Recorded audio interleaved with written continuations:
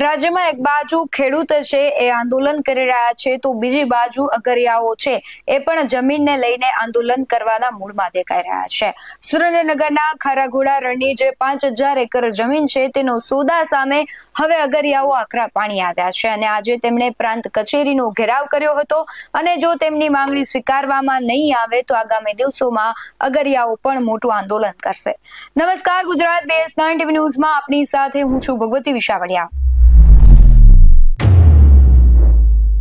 સુરેન્દ્રનગરનું ખારાઘોડા દેગામ છે ત્યાં રણની જે 5000 એકર જમીનનો સોદો છે તેને લઈને અગરિયાઓએ આજે પ્રાંત કચેરી ખાતે ઘેરાવ કર્યો હતો, તેનો વિરોધ કર્યો હતો। મોટી સંખ્યામાં અગરિયાઓ એકત્રિત થયા હતા અને પહેલા પણ અગરિયાઓએ ભેગા થઈ મીટિંગ કરી હતી, તેમની માંગ મૂકી હતી અને જો મર્યાદિત સમયમાં એ માંગ સ્વીકારવામાં નહીં આવે તો કહ્યું હતું કે અમે પ્રાંત કચેરીનો ઘેરાવ કરીશું અને આજે ઘેરાવ કરવામાં આવ્યો છે। સાથે જ હિન્દુસ્તાન સોલ્ટ લિમિટેડ દ્વારા જે પ્રજ્ઞાનાભ બ્રોક્રેમ LP ને ફાળવી દેવાના મુદ્દે છે વિવાદ ગરમાયો છે। સોલાર ગ્રીન એનર્જી અને કેમિકલ પ્રોજેક્ટ ઉભો કરવાની ત્યાં તૈયારીઓ ચાલી રહી છે, જેના વિરોધમાં અગરિયાઓ હવે આંદોલન શરૂ કરવાના મૂડમાં દેખાઈ રહ્યા છે। પ્રોજેક્ટ માટે ગેરકાયદેસર ઊંચા પાડા બાંધી દેવાતા 400 થી વધુ અગરિયાઓના પરંપરાગત જે રસ્તા અને કુદરતી પાણીનો જે વહેણ હતો તે બંધ થઈ ગયો છે। સાથે જ જે ઘુડખર અભયારણ્યની જે જમીન હતી તે પણ કંઈક ભાડે આપી દેવામાં આવી છે।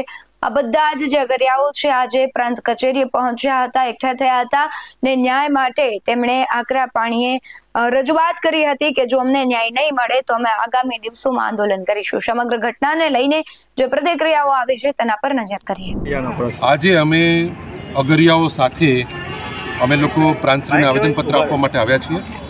ખાસ કરીને હિન્દુસ્તાન સોલ્ટ કંપની જે ભારત સરકારનો ઉપક્રમ છે એણે આ અગરનો સોદો કરી, આ નાના કચ્છના નાના રણનો સોદો કરી જે સદીઓથી જે અગરિયાઓ પરંપરાગત રીતે જે મીઠું પકવી રહ્યા છે એ અગરિયાઓના પેટ ઉપર લાત મારવાનું કામ કર્યું છે। ખૂબ મસ્ત મોટો ભ્રષ્ટાચાર આચરી, વર્ષે 500 કરોડ જેવો મસ્ત મોટો ભ્રષ્ટાચાર આચરી અને પોતાના મિત્રોને આ આખું અગર એમને સોંપી અને પરમનન્ટ રીતે જે આઝાદી પૂર્વેથી જે અગરિયાઓ આની ઉપર પોતાની રોજીરોટી કમાય છે એને ખૂબ મોટી મુશ્કેલી પડવાની છે, પર્યાવરણને ખૂબ મોટી મુશ્કેલી છે। જેની ચિંતા કેન્દ્ર સરકાર ઘૂડખરની બહુ કરે છે એ વાઇલ્ડ લાઇફ સેન્ચ્યુરીના જે એક્ટ છે, વાઇલ્ડ લાઇફ એક્ટ, એનું પણ ઘોર ઉલ્લંઘન કરવામાં આવ્યું છે।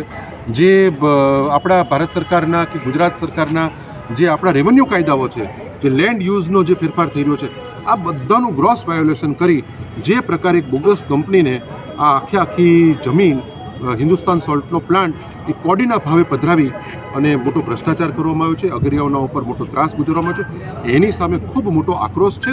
સાથે સાથે જે ભારતીય જનતા પાર્ટીના આગેવાનો પણ જે કદાચ ક્યાંક આ ભાગબટાઈમાં રહી ગયા હોય એ લોકો પણ અગરિયાઓને જે રીતે ડાયવર્ટ કરવાનો પ્રયત્ન કરી રહ્યા છે એ પણ ખૂબ નિંદનીય છે।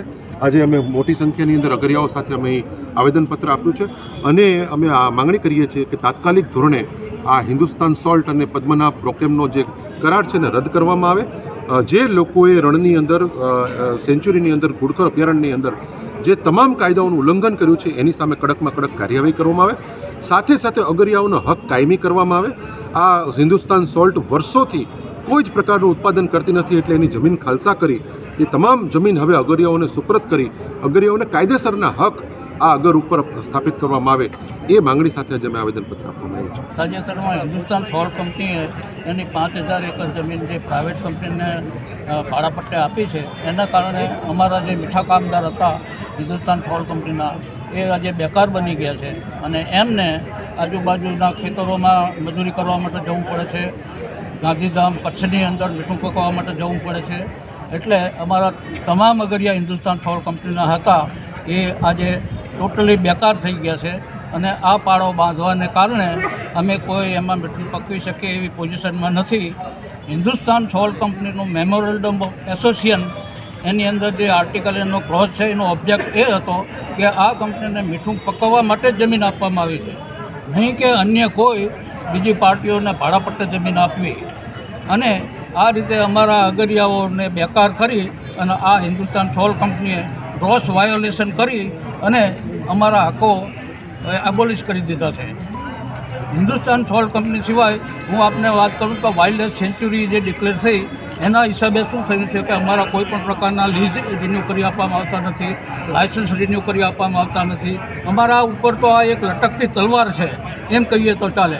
આ કામ માટે અમે અવારનવાર કેન્દ્ર સરકારમાં રજૂઆત કરી છે કે વાઇલ્ડ લાઇફ સેન્ચ્યુરી 4,954 ચોરસ કિલોમીટર છે, એમાંથી 3,954 ચોરસ કિલોમીટર જમીન અમારા અગરિયા માટે રિઝર્વ કરી આપવી અને 1000 એકર જમીન વાઇલ્ડ લાઇફ માટે જ રિઝર્વ કરવી. કારણ કે જ્યાં કોઈ પણ પ્રકારનું વેજીટેશન નથી કે કોઈ પણ પ્રકારનું પોર્ટેબલ વોટર નથી, એવી જગ્યાને ટેબલ પર બેસી આ સરકારે આ વાઇલ્ડ લાઇફ સેન્ચ્યુરી ડિક્લેર કરી દીધી છે, ત્યાં કોઈ વાઇલ્ડ લાઇફ છે જ નહીં.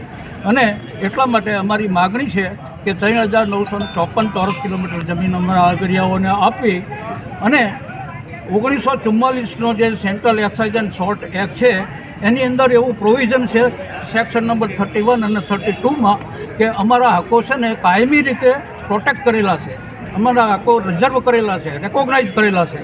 તેમ છતાંય આજે અમારું કોઈ પણ પ્રકારનું લીઝ રિન્યૂ કરી આપવામાં આવતું નથી કે કોઈ લાયસન્સ રિન્યૂ કરી આપવામાં આવતું નથી. હિન્દુસ્તાન સોલ્ટ ભાડે આપેલી જમીન પરત લઈ લે તેવી માંગ ઉઠી છે અને જો માંગ સ્વીકારવામાં નહીં આવે, માંગ પૂરી નહીં થાય તો આંદોલનના મંડાણ દેખાઈ રહ્યા છે. હવે જોવાનું એ રહેશે કે અગરિયાઓની જે માંગ છે તે સ્વીકારવામાં આવે છે કે નહીં. બાકી ખેડૂતોની જેમ જ અગરિયાઓ પણ મેદાને ઉતરશે અને જો આંદોલન કરશે તો ક્યાંક તંત્રને જવાબદાર લોકોને ખૂબ મોંઘું પડી જશે તેવું લાગી રહ્યું છે. એક બાજુ છે અત્યારે વિરોધના સૂર રાજ્યમાં દરેક જગ્યાએ ચાલી રહ્યા છે. ખેડૂતો હોય, સાગર ખેડૂતો હોય કે અગરિયાઓ હોય, બધા જ સમસ્યાથી પીડાઈ રહ્યા છે. ત્યારે જોવાનું રહેશે કે અગરિયાઓની જે સમસ્યા છે તેનું સમાધાન આવે છે કે કેમ. તમારું શું માનવું છે કમેન્ટમાં જરૂરથી જણાવજો. બાકી આવા જ બધો અહેવાલો સાથે ફરી મળતા રહીશું. તમે અમારી યુટ્યુબ ચેનલને સબસ્ક્રાઇબ કરવાનું, અમને ફેસબુક અને ઇન્સ્ટાગ્રામ પર ફોલો કરવાનું ભૂલશો નહીં. બાકી અવનવી અપડેટ્સ મેળવવા માટે આપ જોતા રહો BS9 ન્યૂઝ. નમસ્કાર.